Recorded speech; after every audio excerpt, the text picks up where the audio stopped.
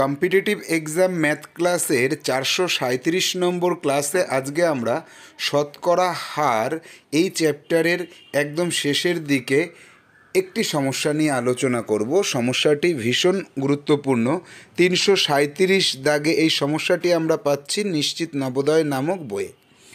3টি বিষয়ে পরীক্ষা, প্রত্যেকটা বিষয়ে শতকরা কতজন পাশ করেছে এবং 3টি বিষয়ে একত্রে সব বিষয়ে পাশ করেছে কতজন সেটাও জানা আছে। তাহলে সব বিষয়ে ফেল করেছে কতজন সেটা নির্ণয় করার সহজতম পদ্ধতি আজকে আমরা ব্যাখ্যামূলক আলোচনার মাধ্যমে শিখে নেব। তোমরা ক্লাসটিকে শুরু থেকে শেষ পর্যন্ত গুরুত্ব সহকারে দেখো এবং খাতায় নোট ডাউন করে রাখবে, কারণ এই ধরনের সমস্যা পরীক্ষায় আসলে তোমার কাছে যেন আর কঠিন বলে মনে না হয়। চলো আমরা সমস্যায় প্রবেশ করি। একটি ক্লাসে 400 জন ছাত্রছাত্রী আছে। 60% বাংলায় পাশ করেছে, 70% অঙ্কে পাশ করেছে এবং 65% ইংরাজিতে পাশ করেছে। 55% সব বিষয়ে পাশ করেছে। কতজন সব বিষয়ে ফেল করেছে? তো এই সমস্যাতে আমরা দেখেছিলাম দুটি সাবজেক্ট থাকলে কিভাবে আমরা সমস্যার সমাধান করব। আমরা আগের এপিসোডে বা তার আগের এপিসোডে এই বিষয়টিকে লক্ষ্য করেছিলাম। তো আজকে আমরা দেখে নেব যে 3টি সাবজেক্ট থাকলে কিভাবে তার সমাধান করতে হয়। চলো আমরা সমাধান কৌশলে প্রবেশ করি। তো আমরা জানি যে মোট ছাত্রছাত্রী 400 জন, আর তার মধ্যে বাংলায় পাশ করেছে 60%। তাহলে কতজন পাশ করলো বাংলায়? 400 গুণ 60 ভাগ 100 অর্থাৎ 240 জন। পার্সেন্টেজ থেকে কিভাবে মানটি পাওয়া যায় সেটা আমরা আগেই শিখে নিয়েছি। অঙ্কে পাশ করেছে 400 জনের 70% অর্থাৎ 280 জন। ইংরাজিতে পাশ করেছে 400 জনের 65% অর্থাৎ 260 জন। আর সবকটি বিষয়েই পাশ করেছে 55%। 400-এর 55% করে আমরা 220 জন পেলাম। তাহলে এই যে বাংলায় পাশ করেছে 240 জন, ওই 240 জনের মধ্যে 220 জন 3টে সাবজেক্টেই পাশ করেছে, অর্থাৎ 220 জন বাংলায় পাশ করেছে। তাছাড়া আর বাকি যে কজন বাংলায় পাশ করেছে তারা শুধুমাত্র বাংলাতেই পাশ করেছে, অন্য বিষয়ে পাশ করেছে কিনা সেটা আমাদের জানার কোনো প্রয়োজন নেই। তাই আমরা বলতে পারি শুধুমাত্র বাংলায় পাশ করেছে 240 থেকে 220 বিয়োগ করলে 20 জন। এই 20 জন অন্যান্য সাবজেক্টে পাশ করেছে কিনা আমাদের জানার প্রয়োজন নেই, তবে এরা বাংলাতে পাশ করেছে। অর্থাৎ এই 20 জন আর 220 জন, মোট 240 জন বাংলায় পাশ করেছে। তাহলে 220 জন বাংলা সহ অন্যান্য বিষয়গুলোতে পাশ করে গেছে। শুধুমাত্র অঙ্কে পাশ করেছে কতজন, ঠিক এইভাবেই নির্ণয় করব। অঙ্কে 280 জন পাশ করেছিল, তার মধ্যে 220 জন তারা অঙ্কের সঙ্গে অন্য বিষয়ে পাশ করেছে।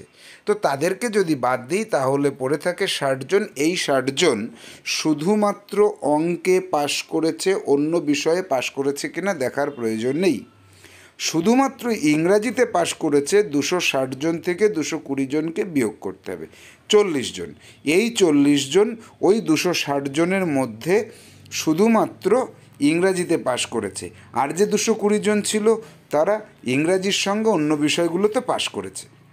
তাহলে শুধু বাংলায়, শুধু অঙ্কে, শুধু ইংরাজিতে এবং সকল বিষয়ে পাশ, অর্থাৎ পাশ আছে, কোনো না কোনো বিষয়ে পাশ আছে, এই রকম ছাত্রছাত্রীর মোট সংখ্যা কত? একটা বিষয়ে পাশ হতে পারে, সব বিষয়ে পাশ হতে পারে, দুটো বিষয়ে পাশ হতে পারে। এই রকম ছাত্রছাত্রীর সংখ্যা কতজন সেটা আমরা নির্ণয় করব। কতজন? 220 জন সব বিষয়ে পাশ, 20 জন বাংলায় পাশ, 60 জন অঙ্কে পাশ, 40 জন ইংরাজিতে পাশ। অর্থাৎ পাশ আছে কোনো না কোনো বিষয়ে, বা দুটো বা তিনটে, যে কোনো বিষয়ে হোক তাদের পাশ আছে। এই রকম ছাত্রছাত্রীর সংখ্যা আমরা এই 220 যোগ 20 যোগ 60 যোগ 40 করে আমরা পাচ্ছি কত? 220 আর 20 240, আর 60 আর 40 100, অর্থাৎ 340 জন ছাত্রছাত্রী। তাহলে এই জায়গাটা খুব মনোযোগ সহকারে বোঝো।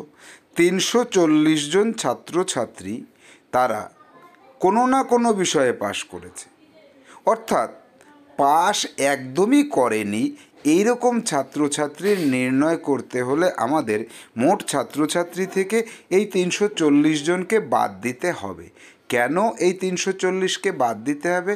কারণ এই 340 জনের মধ্যে 220 জন আছে সব কটা বিষয়ে পাশ করেছে, 20 জন আছে তারা শুধু বাংলায় পাশ করেছে। যদি তারা বাংলায় পাশ করে তাহলে তো তারা সব বিষয়ে ফেল করেনি। আবার 60 জন আছে তারা শুধুমাত্র অঙ্কে পাশ করে গেছে, অন্য দুটোতে তারা পাশ করতে পারেনি। কিন্তু এটা তো বলতে পারবো না যে ওই 60 জন সব বিষয়ে ফেল করেছে, একটা বিষয়ে তারা পাশ করেছে। আবার 40 জন আছে, ওই 40 জন কিন্তু শুধুমাত্র ইংরাজিতে পাশ করেছে, তাহলে ওই 40 জনকে আমরা সব বিষয়ে ফেল করেছে সেটা বলতে পারছি না। তাহলে কোনো না কোনো বিষয়ে পাস বা উভয় বিষয়ে পাস বা সবকটা বিষয়ে পাস এই রকম যতজন আছে তাদের সবাইকে যদি আমরা বাদ দিই তাহলে 400 জনের মধ্যে থেকে যে কয়জন পড়ে থাকে সে কয়জন কোনো বিষয়ে পাশ করতে পারেনি।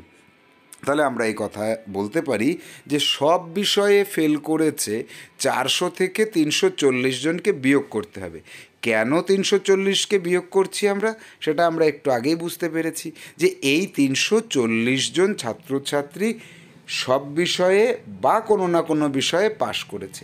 তো এদেরকে যদি আমরা একটা ঘরের মধ্যে 400 জন ছাত্রছাত্রী রেখে প্রথমে 220 জনকে বের করে দিই যে তোমরা বাড়ি চলে যাও, তোমরা সব বিষয়ে পাশ করেছো, তারপরে 20 জনকে, তারপরে 60 জনকে, তারপরে 40 জনকে ক্রমাগত ঘর থেকে বের করে দিই যে তোমরা একটা একটা বিষয় করে পাশ করেছো। এবার ঘরে পড়ে থাকে কয়জন? 400 থেকে 340 জন চলে গেল, থাকলো 60 জন। এই 60 জন কিন্তু কোনো একটা বিষয়েও পাশ করতে পারেনি, অর্থাৎ আমরা বলতে পারি সকল বিষয়ে ফেল করেছে এমন ছাত্রছাত্রীর সংখ্যা 60 জন। অর্থাৎ আমরা আমাদের বইতে 337 দাগের বি অপশানে পাচ্ছি 60 জন, অর্থাৎ এটাই হবে সঠিক উত্তর। তো এই যে সমস্যাটির সমাধান আমরা করলাম, 3টে সাবজেক্ট থাকলে কিভাবে তার সমাধান করতে হয় সেটা আমরা শিখে নিয়েছি। তো এইভাবে 3টে সাবজেক্ট থাকবে, সকল বিষয়ে পাস, একটা একটা করে বিষয়ে পাস, তারপরে সকল বিষয়ে ফেল করেছে কতজন সেটা নির্ণয়। বা এর উল্টোটা হতে পারে যে অল্প অল্প করে এক একটা বিষয়ে ফেল জানলাম, সকল বিষয়ে ফেল জানলাম, সব বিষয়ে পাস করেছে কতজন সেটা নির্ণয় করতে হতে পারে। তো এই সমস্যা সমাধানের পর তোমাদের জন্য HW থাকবে, তোমরা 5টি সমস্যা গঠন করবে যেখানে পাশের কথা উল্লেখ করে করে, ফেল কথাটা উল্লেখ করে করে তোমাদের অঙ্ক করতে হবে না। তোমরা এই 5টি সমস্যা সমাধান করবে, সমাধান করে আমাকে দেখাবে, তাহলে তোমার এই বিষয়টার উপরে ধারণা সুস্পষ্ট হবে। আমরা পরবর্তী ক্লাসে 3টে সাবজেক্ট এবং ফেল বিষয়ে আলোচনা করব। ততদিন পর্যন্ত প্র্যাকটিস চালিয়ে যাও। ভালো থাকো, সুস্থ থাকো।